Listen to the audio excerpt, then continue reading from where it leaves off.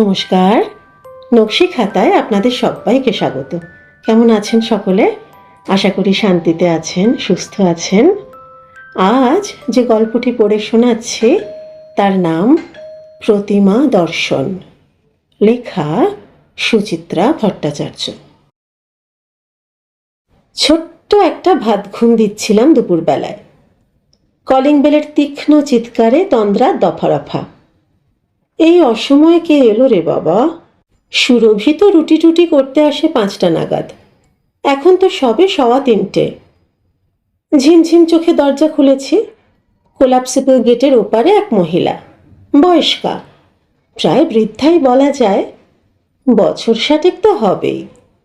রোগা সোগা ছোটোখাটো চেহারা, পরনে তাঁতের শাড়ি, চোখে গোলাপি সেলুলয়েড ফ্রেমের চশমা, সিঁথিতে ডগডগে সিঁদুর, সস্তার ভ্যানিটি ব্যাগ ঝুলছে কাঁধে। বেচতে এসেছে কিছু, নাকি সাহায্য প্রার্থী? স্বামীর অসুখ কিংবা মেয়ের বিয়ে? বেজার গলায় জিজ্ঞেস করলাম, কি চাই? হাত জোড় করে নমস্কার করল মহিলা। আগে আমার নাম প্রতিমা চক্রবর্তী, আমাকে মিতালিদি পাঠিয়েছেন। কি ব্যাপার বলুন তো? আপনি নাকি মেসেজ করার লোক খুঁজছেন? ও হ্যাঁ, মিতালিকে তো বলেছিলাম বটে। হিস্টেরেক্টমির পর থেকে শরীরটা কেমন ভারী হয়ে যাচ্ছে। উপসর্গও দেখা দিয়েছে নানান রকম, গা হাত পা ব্যথা, জয়েন্ট পেন, কোমরে যন্ত্রণা। তাই একটা ম্যাসিওরের সন্ধানে ছিলাম। নিয়মিত মাসাজ করালে যদি একটু আরাম হয়।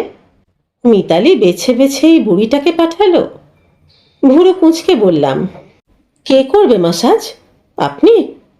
হ্যাঁ দিদি, আমি তো এই কাজই করি। পারবেন?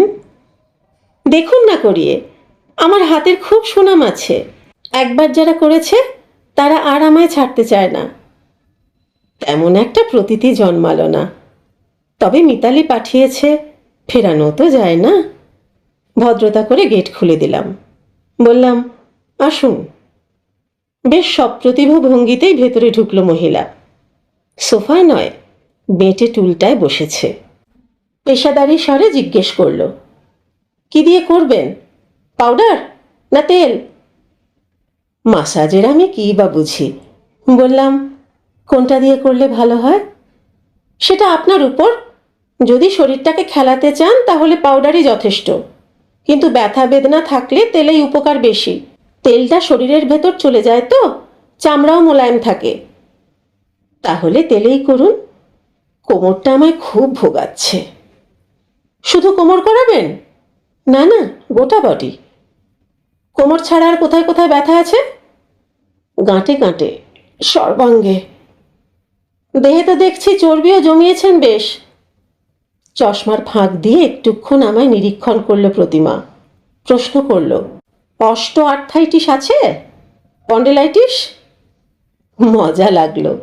ভুলভাল উচ্চারণ করলেও অসুখগুলোর নাম জানে তো।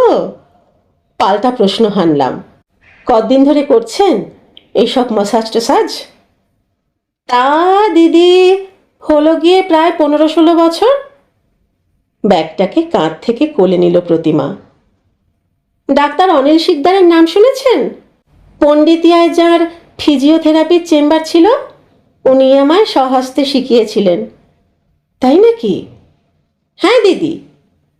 ব্যাগের চেন খুলে ছোট্ট একটা ছবি বার করে দিল প্রতিমা। এই দেখুন, ইনিই আমার গুরু, আমার ভগবান। এর দয়াতেই আপনাদের উপকারে লাগতে পারছি। পাসপোর্ট সাইজের ফটোখানা হাতে নিয়ে দেখছিলাম। টাক মাথা, গোলগাল মুখ, এক মধ্যবয়সীর ছবি, গলায় টাই। পুরনো ফটোগ্রাফ তেল টেল মেখে আরও যেন হলদেটে মেরে গেছে। ছবিটা ফেরত নিয়ে কপালে ঠেকালো প্রতিমা। যথাস্থানে রেখে দিয়ে বলল, তিনি তো মানুষ ছিলেন না, তিনি ছিলেন সত্যি দেবতা। যতদিন স্যার বেঁচে ছিলেন ডেকে ডেকে পেশেন্ট দিয়েছেন আমাকে। কারুর কাছ থেকে 100 নিতাম, কারুর কাছ থেকে 200। কেউ দিতে প্রতিবাদ করত না। তা বিধাতা ঠাকুর তো ভালো মানুষদের বেশি দিন পৃথিবীতে রাখেন না, তাই হয়তো কাছে টেনে নিলেন। দিব্যি সুস্থ মানুষ চেম্বার থেকে বাড়ি গেল, তারই কিনা রাত্রিরে শেরিফবাল। ডাক্তারকে ফোন করারও সুযোগ দেয়নি, সঙ্গে সঙ্গে শেষ। কি বলবো দিদি, সে কথা ভাবলে আমার সর্বনাশ। এখন গুরু কীর্তন চলবে নাকি? থামালাম তাড়াতাড়ি, বললাম চলুন শুরু করা যাক। হ্যাঁ চলুন। আপনার তেল আছে তো? আছে। আমার সঙ্গে শোয়ার ঘরে এলো প্রতিমা। ইঞ্জিনিয়ারিংয়ের প্র্যাকটিক্যাল ট্রেনিং নিতে তিরুবন্তপুরম গিয়েছিল বুলটু। সেখান থেকে একটা আয়ুর্বেদিক তেল এনেছিল আমার জন্য, মালিশের। সিলটা পর্যন্ত খোলা হয়নি। বোতলটা বের করে দিলাম প্রতিমাকে। উৎকট গন্ধ, তবে শোঁকার ধরন দেখে মনে হলো বেশ পছন্দই হয়েছে প্রতিমার। আমাকে শুতে বলে ভ্যানিটি ব্যাগ থেকে গুটিয়ে মুটিয়ে রাখা তেল চিটচিটে নাইলনের শাড়ি বার করলো একখানা। তাঁত খুলে সযত্নে পাট করে রেখে পরে নিল নাইলন শাড়ি। শুরু করলো কাজ। না, মহিলা মালিশটা ভালোই জানে। অনর্থক চাপ দিচ্ছে না, দলাই মলাই করছে না, স্নায়ু বুঝে বুঝে শিরা ধরে ধরে চমৎকার টান দিচ্ছে। নিপুণ অঙ্গুলে চালনার দৌলতে ঘণ্টাখানেকের মধ্যে সত্যিই ঝরঝরে হয়ে গেল শরীর। ঠিক করে ফেললাম, প্রতিমাকে দিয়েই মালিশ করাবো নিয়মিত, সপ্তাহে অন্তত 3 দিন। মাসখানেকের মধ্যে হাতে নাতে ফল পেতে লাগলাম মালিশের। গা কোমরের ব্যথা অনেকটাই নিয়ন্ত্রণে এসেছে। দিব্যি ঝরঝরে লাগে সারাদিন। পেটে হাত বুলিয়ে যেন মনে হয় মেদও যেন ঝরছে খানিকটা। ফ্ল্যাট বাড়ির 1 তলা 3 তলা করতে এখন আর অসুবিধে হয় না তেমন, হাঁপাই না আগের মতো। প্রতিমা আমায় কয়েকটা ফ্রি হ্যান্ড এক্সারসাইজ দেখিয়ে দিয়েছে, সেগুলো করছি রোজ। প্রতিমাকে নিয়ে একটাই যা সমস্যা, বড্ড বেশি কথা বলে প্রতিমা। বকে বকে কানের পোকা বের করে দেয়। একদিকে আঙুল চলছে, অন্যদিকে মুখ। বুঝলে দিদি, গোবিন্দর বাপের খুব বড় কারবার ছিল, ধূপকাঠির। কারখানা তত বড় নয়, তবে লোক খাটত। চন্দন, মোগরা, গোলাপ, কত গন্ধের ধূপ যে বানাতো গোবিন্দর বাপ। শহরে বেচত না, বলতো শহরের জন্য তো বড় বড় কোম্পানি আছে, আমি সুবাস বিলোবো গাঁয়েগঞ্জে। তা সে ধূপ চলতো বটে। বললে তুমি বিশ্বাস করবে না গো দিদি, গোশ গোশ মাল উঠে যেত। মহাজন এসে হা পিত্তেশ করে দাঁড়িয়ে থাকতো দোরগোড়ায়। তখন আমার গায়ে গয়না উঠেছে, দামি দামি শাড়ি হয়েছে। সারা অঙ্গে মালিশের সুখ নিতে নিতে আমি হয়তো একটা বেফাঁস প্রশ্ন করে বসলাম, তা সে ব্যবসার হাল খারাপ হলো কেন? ব্যাস, সঙ্গে সঙ্গে কথা লুফে নিয়েছে প্রতিমা। কপাল গো দিদি, কপাল। যে মহাজনদের পেট পালার ব্যবস্থা করে দিল আমার স্বামী, তারাই কিনা ঠকাতে শুরু করলো ভালো মানুষটাকে। মাল নিয়ে টাকা দেয় না, পয়সা দেয় না, শুধু ঘোরায়। সেও সাদা মনের মানুষ, গিয়ে জোড়াজুড়ি করতে পারে না। দেখতে দেখতে তরণী ডুবলো। মরার উপর খাঁড়ার ঘা দিল এক কর্মচারী। গোবিন্দর বাপ তাকে ছেলের মতো দেখত, সেই কিনা পেটি পেটি মাল চুরি করে হাওয়া। মানুষটার মনের অবস্থা যে তখন কি! শোকে তাপে রোগে পড়ে গেল। 6 মাস বিছানায় শয্যাশায়ী। এদিকে ঘরে তখন আমার 3-3টে কচি ছেলে। গোবিন্দর তখনও গোঁফের রেখা ওঠেনি। তাদের মুখে অন্ন জোগাতে আমাকে তখন নামতে হলো আয়ার কাজে। পেট কি লজ্জা ঘেন্না মানবে বলো দিদি? অর্থোপেডিক হসপিটালে চাকরি নিলাম। দিনের পর দিন নাইট ডিউটি। বামুনের ঘরের মেয়ে হয়ে অজাত কুজাতের গুমুদ ঘাঁটছি, তাদের সেবা করছি। ঘরে ফিরলে গোবিন্দর বাপ তো হাউ মাউ কান্না জুটত। তোমার কষ্ট আমি আর চোখে দেখতে পারি না মনি। হ্যাঁ গো দিদি, সে আমায় মনি বলে ডাকে। আমার ডাকনাম তো বুঝি, ও নাম তার পছন্দ নয়।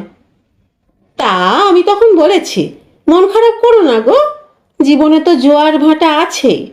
জোয়ারে টাকা এসেছিল, ভাটির টানে চলে গেছে, কিন্তু তলার মাটিটুকু তো আছে।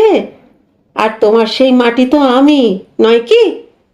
আত্মীয় বন্ধুরা পাশে নেই বলেও দুঃখ করো না গো। জানলা খোলা পেলে সুখের পাখিরা সব উড়ে যায়। ঠিক বলিনি? বলো দিদি। আমার মতামতের অবশ্য ধার ধারে না প্রতিমা ঠাকুরন। মালাই চাকিতে কায়দা করে হাত ঘোরাতে ঘোরাতে বলে চলে, গোবিন্দর বাপের ধাতটা কিন্তু একদমই আলাদা গো দিদি। অন্য মানুষ হলে অত বড় ব্যামোর পর আর মাথা তুলে দাঁড়াতে পারতো না। সে কিন্তু দেখিয়ে দিল। শরীরে একটু বল ফিরে পেতেই ধার কর্জ করে খুলল একটা রোলের দোকান।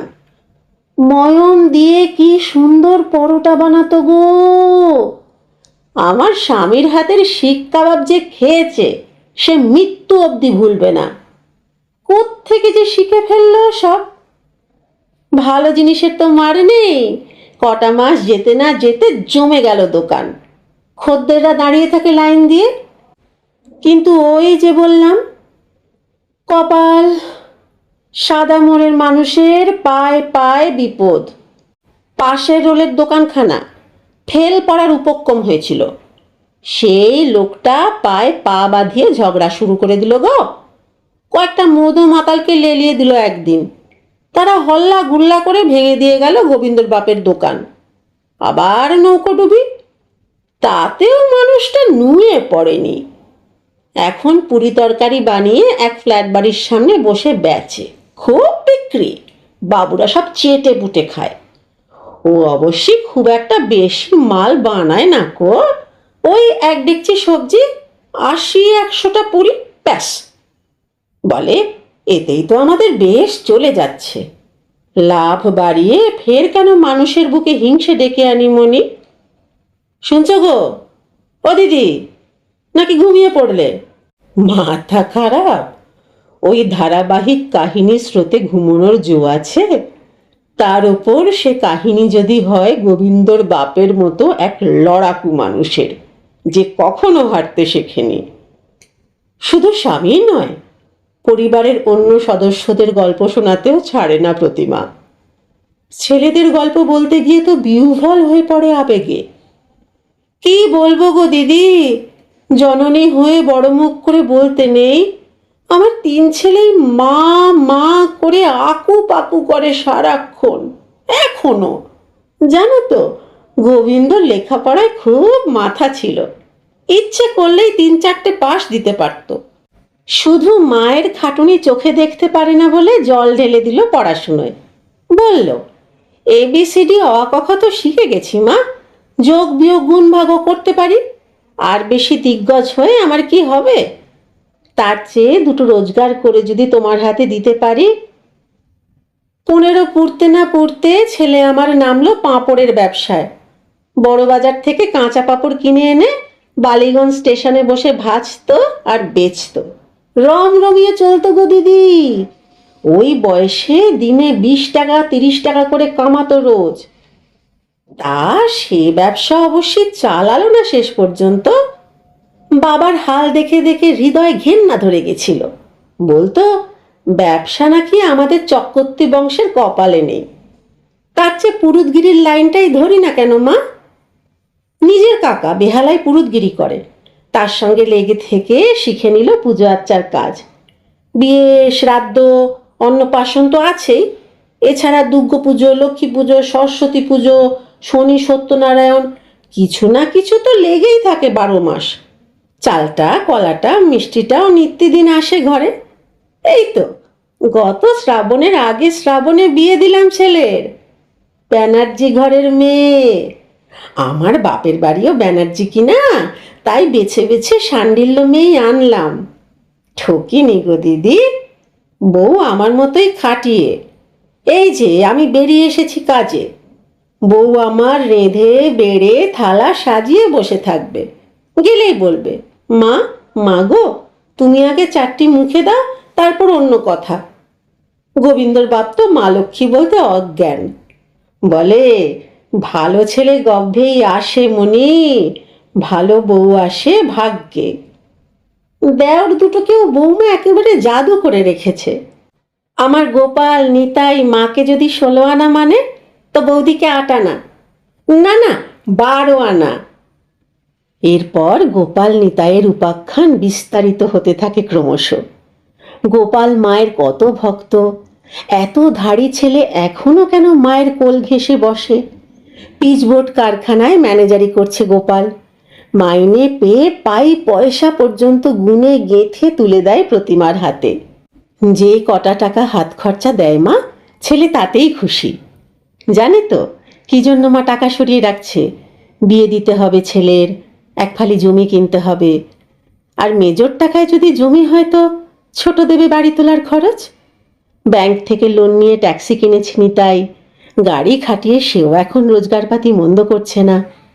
3 ছেলেই রোজ কোরাসে বায়না জোরে, আমাদের মানুষ করতে গিয়ে তুমি তো অনেক মুখে রক্ত তুললে মা, এবার জিরো। বুড়ো বয়সে ঠ্যাঙের উপর ঠ্যাং তুলে টুকুন সুখ করো। কিন্তু চাইলেই কি প্রতিমা তা পারে? আর তার গুরু যে মরার আগে পই পই করে বলে গেছে, যত দিন না গতরে জং ধরে শেখা বিদ্যেটাকে কাজে লাগিয়ে মানুষের সেবা কর প্রতিমা, যেন তা হলেই তোমার অক্ষয় স্বর্গ বাঁধা। প্রথম প্রথম প্রতিমা জীবনচরিত শুনতে মজাই লাগতো আমার, কিন্তু এক কথা কাহা তো ভালো লাগে, তবু প্রতিমা শোনাবেই। নিজের সুখের গল্প শোনানো যেন প্রতিমার কাছে একটা নেশা, অনেকটা মাসাজ নিয়ে আরাম পাওয়ার মতো। এর মধ্যে বুলটু এলো হস্টেল থেকে। সেমিস্টার পরীক্ষা হয়ে গেছে, ছুটি মিলেছে দিন 4 দুপুরে প্রতিমা দর্শন করে সে আমার পিছনে লেগে গেল। কি মা, শেষে একটা কেঠো বুড়িকে দিয়ে বডি ম্যাসাজ করাচ্ছ? ভাস্কর ছেলেকে আরো উস্কে দিল। ওই বুড়ি তোর মাকে তো মেজমারাইজ করে রেখেছে রে। তাই নাকি? তা হলে আর বলছি কি, মালিশের সঙ্গে বুড়ি ফ্রিতে একটা মেগা সিরিয়ালও দিচ্ছে। শুধু মেগা নয়, বলো মেগার মেগা। আমিও হেসে ফেললাম। মেগাতেও গল্প অত আটকে থাকে না, একটা আধটা অন্তত বাইরের সিন ঢুকে পড়ে হঠাৎ হঠাৎ। কিন্তু প্রতিমা দেবীর স্টোরির নড়নচড়ন, নিজের স্বামী, নিজের ছেলে, নিজের ঘর সংসার, প্রেজেন্ট আছে, ফ্ল্যাশব্যাক আছে। চার্জ কত নিচ্ছে? বুলটু চোখ নাচালো। প্রথম 1-2 দিন 70 করে দিয়েছিলাম, এখন পার সিটিং 60। সবই ঠিক আছে, শুধু বুড়ি যদি একটু বকবকটা কম করতো। না শুনলেই পারো, কানে তুলো গুঁজে রেখো। বাহ, বুদ্ধিটা তো মন্দ নয়। কানে তুলো দিয়ে দিব্যি তো ঘণ্টাখানেক ঘুমিয়ে নিতে পারি। বুড়িও রেকর্ড চালু রাখুক, আমিও স্বস্তি পাই। পুজোতে দিন কয়েকের জন্য বেড়াতে গিয়েছিলাম আমরা পাহাড়ে, দার্জিলিং, গ্যাংটক, পেলিং। প্রতিমারও ছুটি ছিল কদিন। লক্ষ্মী পুজোর পরের সপ্তাহ থেকে আসার কথা ছিল ফের। কালী পুজো পেরিয়ে গেল, ভাইফোঁটা গেল, তবু তার দর্শন নেই। একটু ভাবনাতেই পড়ে গেলাম, অসুখ বিসুখ করলো নাকি? বুড়ি তো কামাই করে না বড় একটা। এবছর পুজো দেরিতে ছিল, ঠান্ডা পড়ে গেছে অল্প অল্প, চামড়াতে টান ধরছে, শরীরেও একটা ম্যাজম্যাজে ভাব। এই সময় ডুব মারল প্রতিমা। আরও 2-1 দিন দেখে মিতালিকে ফোন করলাম। এই, কি হয়েছে রে বুড়ির? আমার বাড়িতে আসছে না যে বড়। মিতালিকেও ঈষৎ ভাবিত মনে হলো। জানি না রে, এখানেও তো দেখা নেই। খোঁজ নিয়েছিস? কাকে দিয়ে খোঁজ নেব? ওকে তো জুটিয়ে দিয়েছিল আমার রান্নার মেয়েটা, সে তো পুজোর শাড়ি নিয়েই ধাঁ। মহা ফ্যাসাদ হলো। বুড়ি যেন কসবার কোথায় থাকে না? হ্যাঁ হ্যাঁ, রথতলায়, তোর বাড়ির কাছে। সুদক্ষিণা নামে একটা হাউজিং কমপ্লেক্স আছে, তার পেছনটায়। খুঁজতে যাবি নাকি ওকে? ভাবছি, দেখি আর 2-1 দিন। খোঁজ পেলে আমায় একটা রিং করিস, বলিস আমিও কিন্তু ওর উপর খুব চটে আছি, এরকম করলে ভবিষ্যতে আর কোনো নতুন ক্লায়েন্ট দেব না। 2-3 দিন নয়, আরও একটা সপ্তাহ প্রতীক্ষা করলাম প্রতিমার। টিকিটের দেখা নেই। খানিকটা দোনা মনা করে বেরিয়ে পড়লাম এক বিকেলে, রিক্সা নিয়ে রথতলা। সুদক্ষিণা চেনাই ছিল, খুঁজে খুঁজে বার করে ফেলেছি প্রতিমা দেবীর ডেরা। মালিশের কাজ করে বলেই বোধহয় পাড়ার লোক চেনে প্রতিমাকে। দেখিয়ে দিল এক কথায়।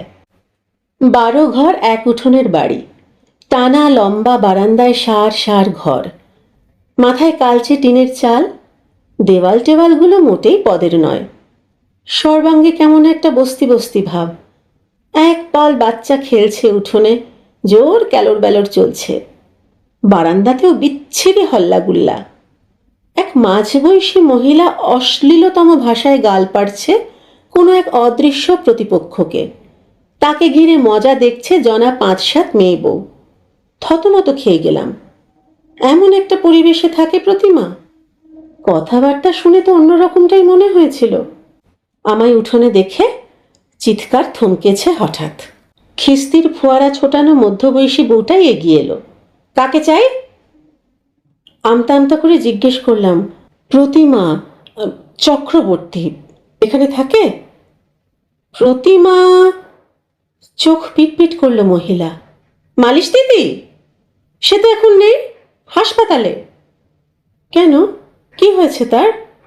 ওর আবার কি হবে, মরতে বসেছে তো ওর বেয়াক্কেলে বর, আর ওই লোকের জন্য মালিশ দিদি হাসপাতালে হত্যে দিয়ে আছে। ও মা, সে কি? প্রতিমাদির স্বামী বুঝি খুব অসুস্থ? ডেকে আনা অসুখ, মদ খেয়ে খেয়ে লিভার একেবারে ঝাঁঝরা করে ফেলেছে গা। পুজোর সময় থেকেই বাড়াবাড়ি চলছিল, তাও ঘরে রেখেই চিকিৎসা করছিল মালিশ দিদি। গতিক সুবিধের নয় দেখে কালী পুজোর আগের দিন হাসপাতালে ভর্তি করলো। এখনো জমে মানুষে টানাটানি চলছে। আমি হতবাক।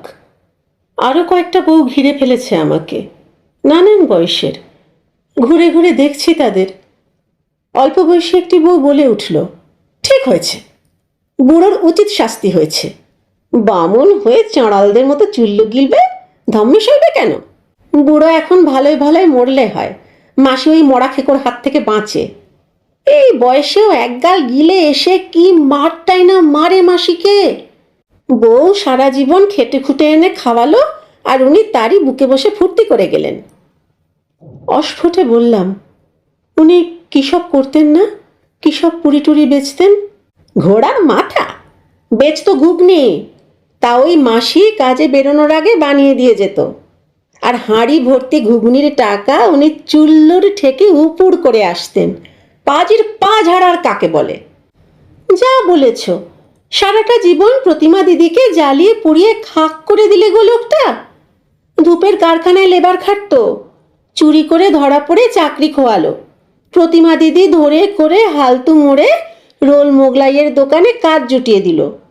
চুল্লু গিলে নিজের মালিকের দোকানই ভাঙচুর করলো শয়তানটা। ভাগ্যিস প্রতিমা দিদি মালিশটা জানতো, তাই বুড়ো এ জীবনে তরে গেল। মালিশের কাজ তো হালে শিখেছে প্রতিমা দিদি, 10-15 বছর হবে।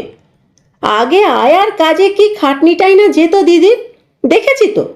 দিনের পর দিন ডবল ডিউটি করছে, রাতের পর রাত বাড়ি ফিরতে পারে না, ধুঁকছে। ঘরের অতগুলো প্রাণীর মুখে একা অন্ন জোগানো।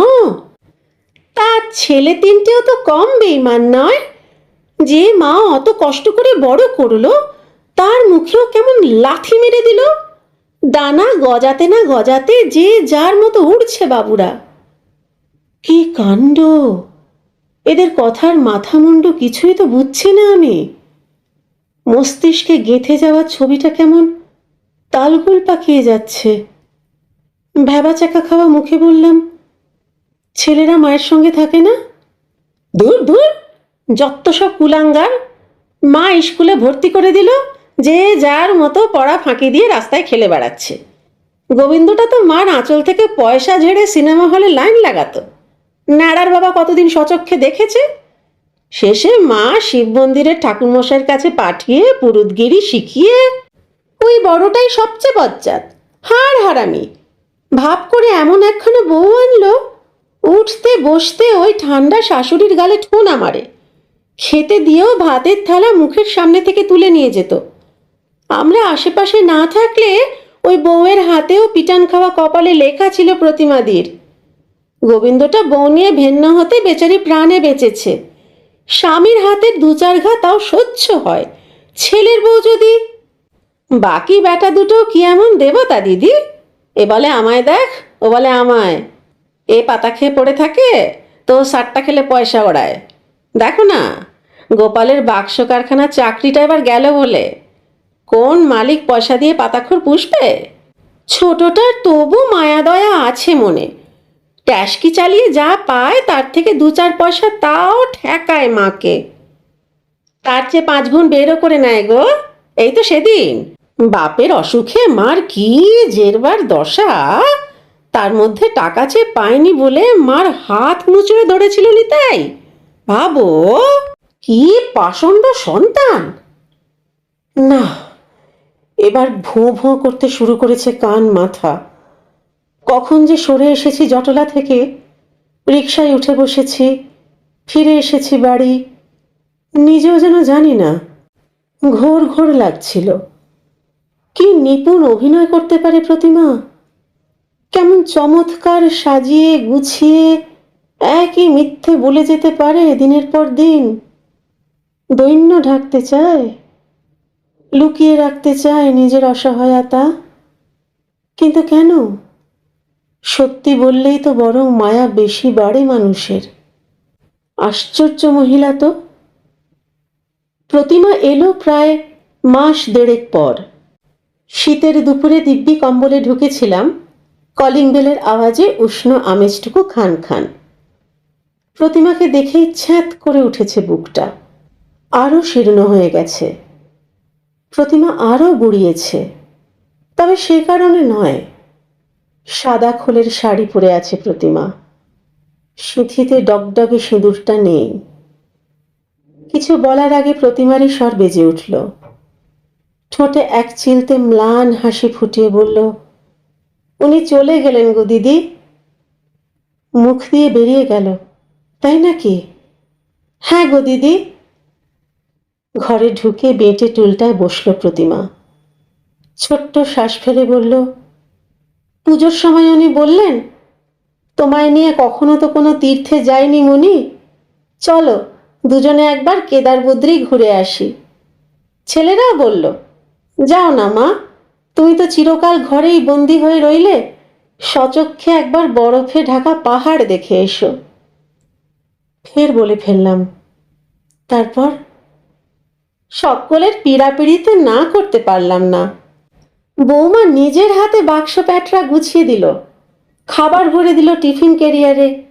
আমরাও বুড়ো বুড়ি চড়ে বসলাম হরিদ্বারের গাড়িতে। সে যে কত দূর কত দূর, রাস্তা যেন আর ফুরোয় না। পথের দুধারে কি শোভা, পাহাড় জঙ্গল নদী, নয়ন যেন জুড়িয়ে গেল। তা হরিদ্বারে পৌঁছেও দিব্যি ছিল গোবিন্দর বাপ। দুজনে গঙ্গায় স্নান করলাম, মন্দিরে পুজো দিলাম, সন্ধ্যারতি দেখলাম, প্রদীপ ভাসালাম। তারপর বাসে করে চললাম বদ্রীনাথের পথে। চারদিকে পাহাড় পাহাড় পাহাড়, বরফ বরফ বরফ। মনে হচ্ছে দুজনে পাশাপাশি স্বর্গের পথে চলেছি। যেতে যেতে যেতে যেতে কি যেন জায়গাটার নাম, হ্যাঁ হ্যাঁ, দেবপ্রয়াগ, কি যেন একটা নদী আছে সেখানে। হ্যাঁ হ্যাঁ, অলকানন্দা, স্বর্গের নদী। শীতল ধারার পাশে দুজনে মুখোমুখি বসেছি।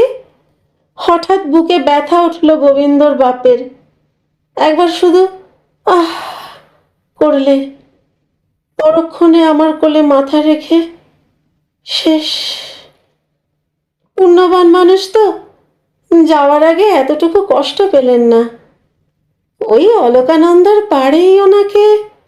ছেলেরা তো ফেরার পর থেকে হাউ হাউ করে কাঁদছে।